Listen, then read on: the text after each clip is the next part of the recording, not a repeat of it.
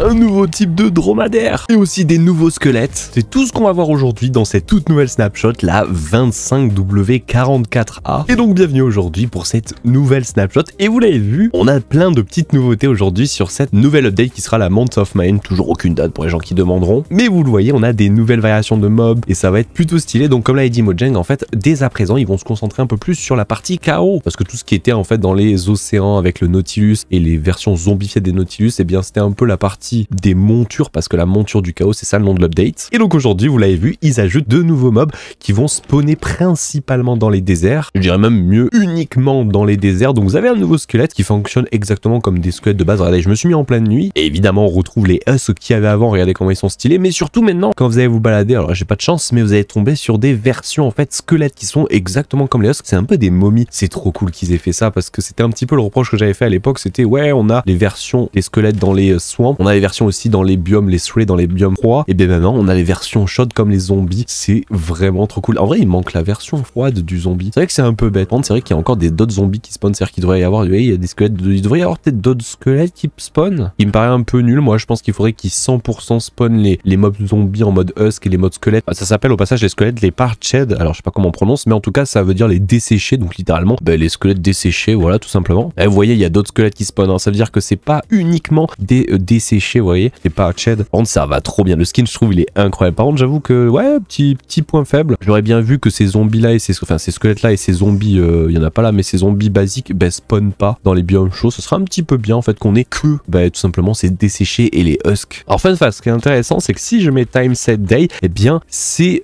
pas comme les squelettes basiques. Par contre, c'est comme les husks. Vous savez, les husks ne despawnent pas quand il fait jour. Eh bien, enfin, en gros, ils brûlent pas, tout simplement. Eh bien, c'est pareil, pas despawn pas, hein, juste brûle pas. Eh bien, c'est pareil pour les squelettes. Alors, faudrait que j'en trouve un. Il y en avait un ici tout à l'heure. Vous savez quoi, je vais le faire spawn, mais en fait, il brûle pas. Et ça, c'est plutôt pas mal. C'est dans le RP des husks. J'aime bien l'idée. Bon, par contre, ça va rendre les déserts difficiles. Alors, ça veut pas dire que si vous venez en pleine journée, vous avez des squelettes et des husks qui vont spawn. C'est pas du tout ça. Ils spawnent que quand il y a un niveau de lumière de 0. Donc, si vous venez en plein jour dans les déserts, vous n'aurez pas de squelettes, vous n'aurez pas de husks. Par contre, si vous passez la nuit dans le désert et que vous restez à côté, les husks, ça va être compliqué à retenir, les parched, là, les desséchés, eux vont rester là en fait. Ils brûleront pas tout simplement. C'est plutôt pas mal en vrai. Moi j'aime bien.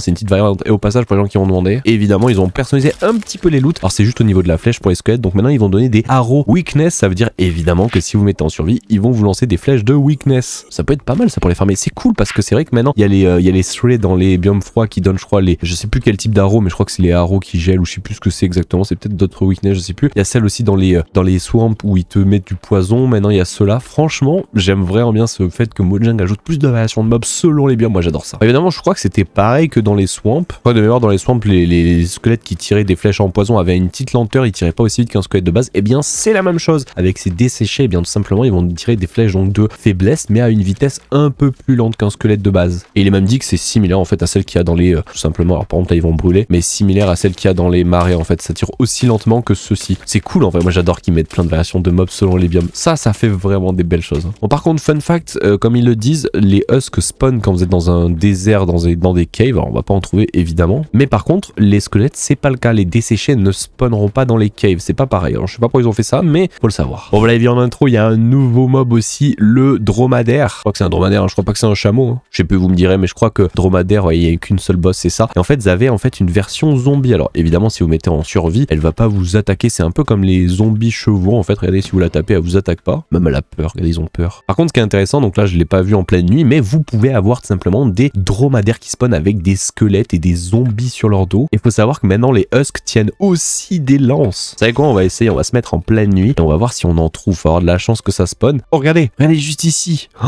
ça va être hard. J'ai l'impression qu'ils spawnent à 2. Et effectivement, c'est confirmé dans le changelog. En fait, quand ils spawnent toujours à 2. Putain, ça va être hard. Ils spawnent avec un zombie qui tient une lance en fer et un squelette desséché. Donc, il va vous fight. Et ça va être hard. Hein. Encore une fois, ça apparaît pas dans les grosses. Ça apparaît plutôt évident. On va vous dire ce que vous en pensez. Moi, j'aime bien. Il y avait quelqu'un dans la communauté qui avait proposé de faire un petit peu la même chose. Mais cette fois-ci, en fait, dans le Nether. C'est-à-dire qu'au lieu d'avoir juste des zoglins, je crois, ou des. Je sais plus si c'est le zoglin ou l'autre. Je crois que c'est pas celui-là. Je crois que c'est l'autre. Mais vous avez les zoglins et l'autre. Bien, au lieu de l'avoir juste tout seul, vous pouvez avoir peut-être de temps en temps des piglins qui les montent et tout. En vrai, il y a une proba que Mojang le fasse. Étant donné ce qu'ils ont fait là avec les zombies chevaux, maintenant les chameaux dans les déserts, peut-être un truc dans les swamps, peut-être un truc dans le Nether maintenant. En vrai, il y a moyen. Vous me direz ce que vous en pensez. Moi, j'aime bien l'idée, mais ça va être hard. Hein. Et pour les gens qui se posent la question, si jamais par par exemple vous tuez eh bien les 2 montures et que vous récupérez le dromadaire, si vous ne le touchez pas, vous le laissez vibes, eh bien tout simplement il va despawn au bout d'un moment. Donc il faudra impérativement donc le nourrir. Et si je me trompe pas, c'est avec les rabbit foot. Donc ça va être avec ces trucs là, regardez. Donc là vous allez pouvoir le rendre tout mims et là il va être avec vous. Et dès que vous l'avez monté, qu'il est devenu votre pote, là il despawnera plus jamais. Et au passage, vu qu'il brûle pas au niveau de la lumière du jour, ben, c'est tranquille. Et c'est exactement comme un dromadaire de base, il n'y a rien de différent. Donc vous pouvez juste venir faire hop, je viens, hop, je mets une petite selle et c'est littéralement un dromadaire basique. Voilà, il n'y a rien de spécial. En fait, ça fait juste un nouveau skin du dromadaire. C'est plutôt classe en vrai. Et fun fact au passage, je crois que c'est pas possible de les reproduire.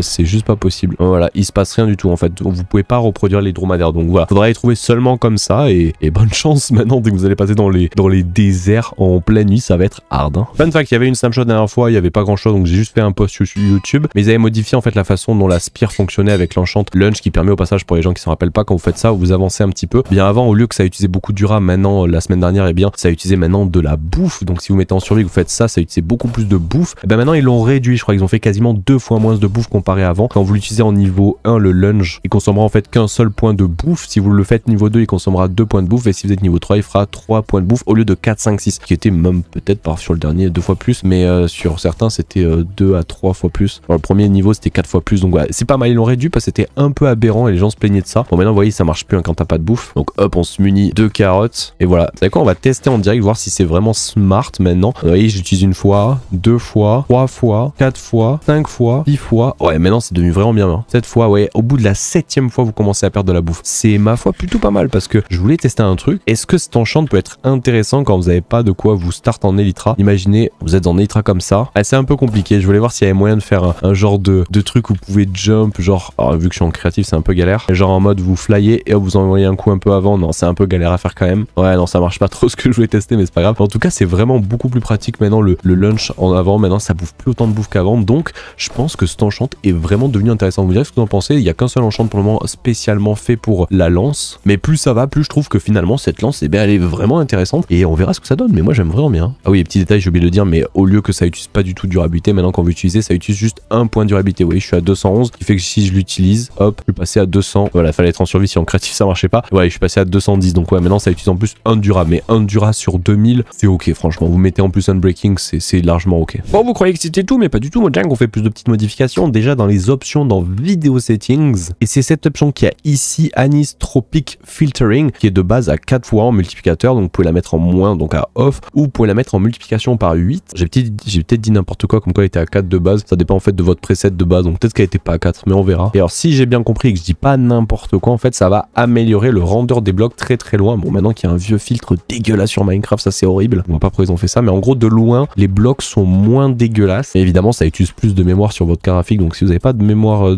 si vous avez déjà pas de carte graphique et vous êtes juste en APU avec processus graphique, peut-être vous voyez pour le désactiver si ça consomme trop. Regardez là par exemple de loin, le problème c'est que j'ai pas le zoom en snapshot, donc on peut pas voir, mais vous voyez la gueule des blocs de loin. Imaginons je le mets à off au lieu de x8, on va voir un petit peu comment ça rend. Je sais pas si vous voyez une différence, peut-être. En fait, on voit vraiment beaucoup cette différence quand vous avez un zoom et que vous regardez de très très loin. Et en plus maintenant dans Minecraft, il y a un brouillard, un filtre blanc dégueulasse. Je comprends toujours pas pourquoi ils ont fait ça, mais bon. En tout cas, ils avancent bien sur ce paramétrage sur Java d'options. Au passage, vu que je n'avais pas pu le traiter lors d'une snapshot, mais mardi ou mercredi dernier, ils ont sorti ce petite information, ce petit blog disant tout simplement en parlant des vibrantes visuelles qui vont arriver sur Java. Donc ils sont toujours en train de travailler dessus, mais en fait ils attendent des retours de la communauté pour savoir au niveau des devs est-ce que c'est grave ou pas, vu qu'ils vont maintenant changer la façon dont le render du jeu est fait et ça va marcher plus sur du multi-threading, et est-ce que ça va impacter certains modes, etc. Donc ils attendent des retours de la commu. Ça veut peut-être dire que d'ici la fin d'année, on pourrait peut-être avoir dans une snapshot une version test, ou peut-être même dans cette game drop là avoir les vibrantes visuelles sur Java. On sait pas, il n'y a pas de date, mais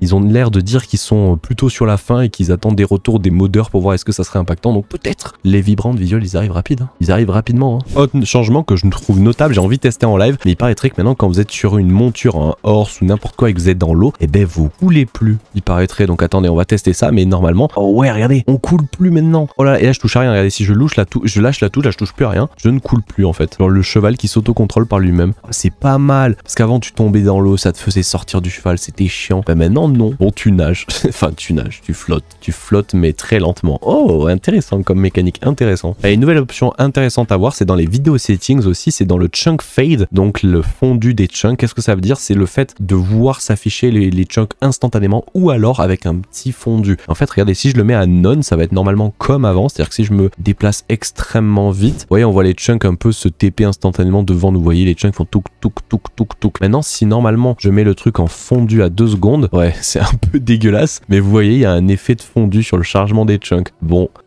ma foi, c'est un peu dégueulasse. Hein. Là, j'ai un peu abusé. En vrai, de base, le jeu, il avait rendu, je crois, sur un truc à 0,75 de base, c'était comme ça. Ce qui fait que les chunks, vous voyez, ils ont un effet un petit peu d'apparition en fondu, que je trouve un peu dégueulasse, honnêtement. Moi, je pense que je vais le désactiver pour l'avoir comme avant, parce que quand tu te balades un peu vite, c'est pas très joli, quoi. Autre changement aussi, c'était qu'auparavant, dans le Nether, bon, toujours un brouillard dégueulasse. Après, je sais pas qui joue toujours de façon vanilla à Minecraft avec des brouillards et tout dégueulasse. Peut-être il y a des gens qui installent pas ça et qui aiment bien. Moi, perso, je trouve ça immonde et de base, c'est direct delete du jeu. Mais en fait, auparavant, selon votre render distance, vous voyez, le brouillard dégueulasse qu'il y a là, et ben, il était variable. Il variait en fait selon le render distance. Si vous avez un render distance de 7, ben, il était très faible. Si vous avez un render distance extrêmement élevé, vous avez le brouillard un peu plus loin. Vous voyez ce que je veux dire? Ben, maintenant, ils ont changé complètement cette mécanique-là et ça dépendra plus du tout de votre render distance du jeu. En fait, maintenant, vous aurez en fait un effet de brouillard qui dépendra de la longueur de bloc. Donc, ça va être entre 10 à 96 blocs. Donc, ça veut dire entre 1 et 6 chunks, ce qui paraît cohérent. Il y a quasiment 6 chunks là-bas. Donc, à partir de 1 chunk d'ici jusqu'à 6 chunks là-bas, vous avez un effet de brouillard plus ou moins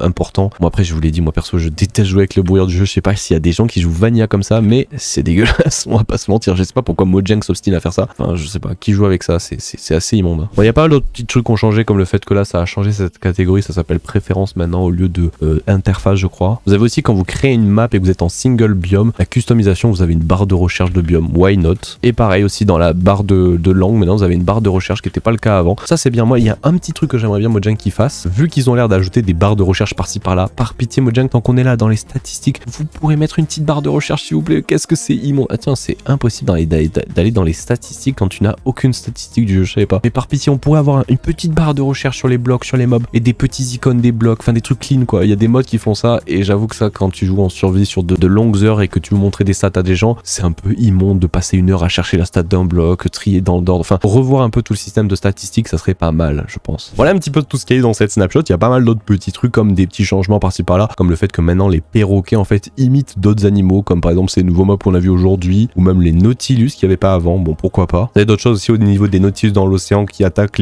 plein de mobs s'ils se font attaquer en fait. Bon voilà, on va s'arrêter là pour cette présentation de snapshot. Il y a pas mal d'autres nouveautés, que ce soit au niveau, si vous êtes plus technique par exemple avec les components etc, je vous laisse aller voir le changeant que ça vous intéressera peut-être. Les changements aussi au niveau des shaders, alors c'est pas les shaders les vibrantes shaders, c'est autre chose qui arrive. Il y a pas mal de petites corrections de bugs, je vous laisserai aller voir si j'ai oublié des trucs ultra importants, mais dites-le dans l'espace commentaire. Et puis sinon on sera en live demain après-demain et ce week-end, donc à la prochaine. Ciao les gens.